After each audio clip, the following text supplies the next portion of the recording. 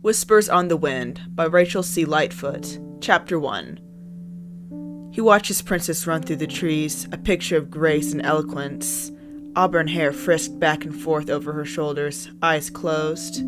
The black ragamuffin doll running alongside her seemed to guide the way, leaving her mind free to wander. The watcher couldn't help but peer inside and see the swirl of emotions unfold. Warmth entangled every facet, woven in between brief impressions that glinted in his mind's eye, their names dancing through his head. Freedom, hope, love, imaginative fancy. He could almost see the magical energy radiate off her in the cool autumn air, growing brighter as she approached. His breath caught. She was close enough now that he could reach out and touch her. No. Luccio drew himself back with a sigh. The girl rounded the bend, now on her way back to concrete world that she called home. A pang of loss struck him. For several years now, he had come to stand at this spot, at the edge of the vale, to see this one mortal girl run through the park. It had started out as curiosity, a secret wish to witness the other fae told stories about around the tavern fire. But as time marched on, his wish had grown into a burning need. He lived for these fleeting moments where he could bask in her presence, no matter how oblivious she may be. All he needed to do was step across into her world. Then she could become more than just a ray of sunshine skirting through his days. They could talk, perhaps even grow to be friends, and then? He closed his eyes and sighed. Who was he kidding? They were from two different worlds. Luccio flexed his two spindly hands as if trying to remind himself of all the reasons he must remain in the shadows. Of course, the hands weren't the worst of it. One look at his crag-like face, and surely a creature such as herself would turn tail and run. No, he would continue to content himself with admiring from afar. The veil twinkled in the fading light, airy and breathtaking as a spider's web studded with morning dew. He turned his back to the park, pulling his cloak tighter as he pushed through his side to the great divide. A sharp blast of wind whipped around him as the light was sucked away in an instant. The tree began to grow closer together, and the path became steep and treacherous. 1,000 tongues talked in 1,000 languages, drowning out the late summer's insects droning. He could make out the words every now and then, a child's laugh for a unicorn's horn, a widow's tears for a flask of fairy wine. Luccio turned out the hawker's cries and kept walking. The weeks in the glen surrounding the mortal Samhain were the busiest of the year. When the bright full moon showed overhead, the two worlds temporarily ceased their endless game of chase, time in one world slowing to match the other between the hours of midnight and dawn for that one night. With the weakening of the veil, an increasing number of fae would be able to push through the boundary. But the crossing wasn't without risk. If a weak fae crossed the border and let too much time pass, crossing back became increasingly difficult. It was a fae's worst nightmare to be trapped in the mortal realm of iron and shrinking forests, waiting for the next full Samhain moon, yet some said the goods to be had were worth the gamble. Luccio found most of the hubbub to be little more than annoyance. He was but a simple fae, low on the glamour-slinging totem pole, limiting what he could offer the tradesmen. There were few mortal things that he could afford, and fewer still he would want to trade for. But the festive air did draw a smile out of him. As the hours clicked away, the fae gathered to share drink and tales, waiting to take advantage of the safe passage. Old friends would meet again, possibly for the first time since the latest alignment. Luccio stooped to walk through the door, one of the unfortunate few too tall to stand upright in the 5-foot doorway. The door swung shut behind him, submerging him in the raucous world of gossip and firelight. He shed his cloak before setting off in search of friendly faces. A creature composed of slender twigs caught his eye and waved, sending green dreadlocks flying. "Where in fair have you been, man? I've just about given up on you." His voice was thin and reedy. Luccio pulled up a chair to the small corner table and bowed his head. "Just out of an evening walk, Axe." He smiled, black eyes twinkling. "Harder to find a quiet place to think this time of year." The stickman snorted. "Tell me about it." He held up a finger. "Here, I have something for you." A carton of cigarettes emerged from under the table. "I don't know why you won't get these yourself. You're just as capable of crossing the veil as I am." "You don't even know the half of it." Luccio lit one, tucking the rest away for later. He let out a puff of smoke, reveling in the way it hung in the air. "What did it cost you?" Axe shrugged. "Doesn't matter." Green Eyes looked past the man, scanning the room for someone else. "Hey, you didn't happen to see O'Rourke when you—" A loud explosion outside erupted the stickman, every eye in the room turning toward the door unexpectedly. Sure enough, it swung open to reveal a stout dwarf on the other side, coughing and sputtering in small clouds of acidic black smoke. Axe sighed. "I swear he's gonna get himself killed one of these days." Lucia ignored him and smiled at the newcomer, pulling up another chair. O'Rourke, been working on a new experiment, I take it? The man sat, pushing a pair of charged safety goggles past his ring of hair. Yeah, you know me, trudging away from one explosive moment to the next. He began to take off his thick rubber gloves, still sputtering. Was it a success? Axe rolled his eyes. Lucia, you know better than to encourage crazy people. What was that you say? O'Rourke rubbed an ear angrily. Darn thing's giving me fits again. The stickman sighed and slumped back in his chair. Why do I even bother? O'Rourke slapped Axe on the back, bringing a gasp and a scowl from his friend. Oh, come on. What's life without a little excitement? It's not what I was getting at. It isn't? Then what else could I don't know why he bothers means? That's not what I said. Are you positive, definite, beyond a shadow of a doubt? Luccio held up his hands, eyeing the pair. Calm down, guys. Don't get any ideas. Axe slumped back once more and muttered under his breath, too low for the others to hear.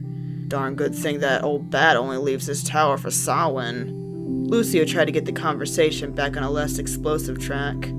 So how did it go? Your experiment. O'Rourke stared at Luccio for several seconds, uncomprehending it before it hit him. Oh, yeah, the experiment. Another coughing fit overcame him. The dwarf snatched a tankard from a passing server to wet his throat before continuing. Fine and dandy, for the most part. How so? I'm here, the dwarf said bluntly. Chemical teleportation is indeed possible. However, the smoke produced during the reaction is also teleported with the test subject. Still need to look into this. Who is stupid enough to let you experiment on them? Axe shouted. The room fell silent in seconds. His eyes bulged and he slipped a few inches further into his chair. No reason to get stone still, everyone. Axe, Luccio whispered. I don't think it's you. The room's attention had focused on a pair sitting on the other side of the room. Even with their heads bent low, their conversation carried throughout the space. I swear, I didn't tell anyone, the shorter face squeaked. Luccio didn't recognize him as a regular patron, but he fit well enough in with the lesser fae, certainly more than his companion.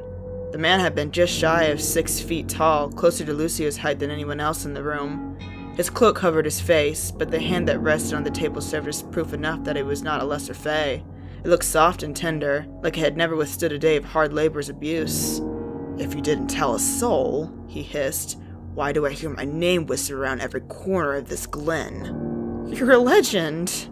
Legend my foot. What have you spilled, worthless rat? Nothing, I swear. This placated the man. His shoulders relaxed slightly. Good. The cloaked head turned to face the staring crowd. Mind your own business. Strained conversations resumed at his command, little more than dead weight in the air. The carefree, joyous energy that had been abundant before had vanished. Axe and O'Rourke began trying to figure out who the man might be, but Luccio ignored them. He was still listening. Lousy little hole you have us in, the stranger huffed. It's the closest to where you need to go. Do you have the crystal? Yeah, it's right here, but why do you need one? You've done this for centuries. A fist closed around his neck. Don't ask questions. The man let him go. Voice now hoarse, the face spoke again. Noted. He pulled a small bundle out of his pocket and the man snatched it up at once. Will you? The fae croaked, pushing his luck. At least tell me how beautiful this one is, please. I've never really seen real beauty. A pretty, youthful face. Straight hair with soft, red-brown glow and dark brown eyes. The man paused. But you're right. You never will see beauty. Before the fae had time to react, the man grabbed him and snapped his neck. He walked back into the night, clearing the room with sweeping steps before the body finished its journey to the ground. The tavern exploded into hurried, nervous chatter after the door swung closed. Luccio hadn't been the only one still listening, but he was certain that his heart alone raced at the breakneck speeds. That girl! He couldn't have been my princess, could he? Axe shook his head, oblivious to his friend's inner turmoil. Poor kid. Of all the people to have been eyeing you. Luccio whipped back around to face him. What do you mean? O'Rourke's demeanor changed glum. His last words, they made it clear who he was. Mandabar, Axe chimed in with a nod. Had to be. He prayed he misunderstood them. The legendary woman slayer couldn't possibly have been sitting mere feet from them, talking about a girl all too similar to his princess. You don't mean that, Mandabar, do you? No, I mean his cousin. Of course I mean that Mandabar. Axe snapped, looking at Luccio up and down curiously. "What's up with you tonight?" His heart hammered against his ribs, threatening to burst from his chest. "I've got to go." The chair toppled over as he stood and scrambled to the door. "Where are you off to in such a fizz?" O'Rourke searched his friend's face before his scorched eyebrows shot up. "You can't be thinking about—" "I'm sorry, but I have to," Luccio called back, snatching his cloak as he bent out to go through the door.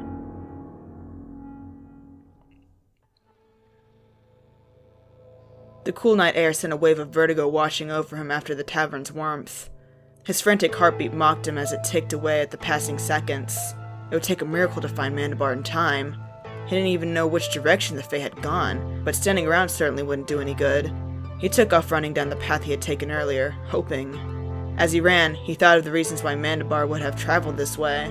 With the alignment, a day would have already passed in the mortal world. The girl would be setting out on her evening rung any time now. Mandabar must know this too if he had decided she was the target for this year. He had studied her habits in preparation for this moment. Luccio ran a bit faster. It took all of his willpower to slow as he neared the clearing. His nerves screamed, begging him to charge ahead, but he knew facing one of the She head-on would be suicide. He needed to maintain a certain element of surprise. Lucio's stomach did somersaults as he approached, the sound of footsteps drifting to him. The Lesser Fae peered into the clearing from the sheltering undergrowth, planning his next move. Mandabar was quite accustomed to the rituals crossing the veil without assistance required, and already had the crystals varying size set out to a perfect circle. Only an incantation remained, and then a trod would be opened, allowing him to return to Fairy in this very spot with the girl in tow. Here Luccio saw an opportunity. If his timing was just right, he might be able to grab one of the crystals and jump through the trod before it collapsed. He didn't want to think about the consequences of failure, not that things would be too grand if he succeeded either, but at least his princess would be safe. He steeled his will. He would face the warrior Fae for her. The incantation flowed from Mandabar's lips like a song, ancient words rippling with power. Crystals began to glow and hum around him, making the air vibrate with electricity. When the last and largest joined the throng of sound and light, Luccio burst from the hiding place and ran for it. The gateway to the mortal realm was opening in from it, and he was going to make it. "What do you think you're doing?" The growled question sent a wave of terror rippling through him. He had been so intent on reaching the crystal that he hadn't noticed Mandabar had finished the incantation. Luccio refused to stop or turn around, knowing either of those things would mean a swift death. More words of power marred the air. He would be struck down, he knew it, and there was nothing he could do to protect himself. He had chosen his path, and he would have to see it through. Mandabar's cadence rose in tempo, a powerful wind causing the trees to groan in its wake. Luccio leapt for the crystal and felt his spindling hands lock around the stone. It was all up to momentum now. He closed his eyes.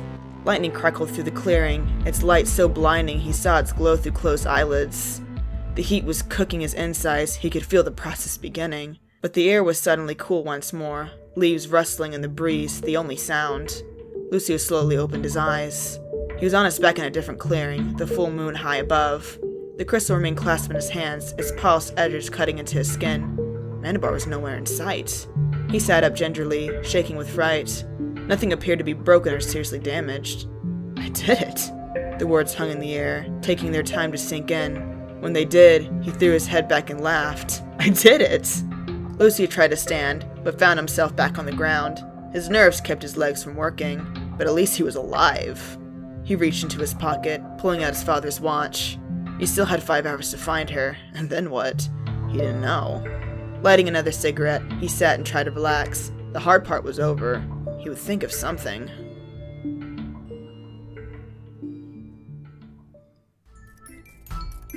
Hey everyone, thanks for listening. If you like what you heard and would like to hear more, please hit the like and subscribe button. If you so happen to find yourself with your own published book and would like to submit your first chapter for a free audio cover, just email me at ebonyclock@yahoo.com with your first chapter, book cover, genre, and a brief synopsis of your book. See you next time on Ebony Clock Promotions.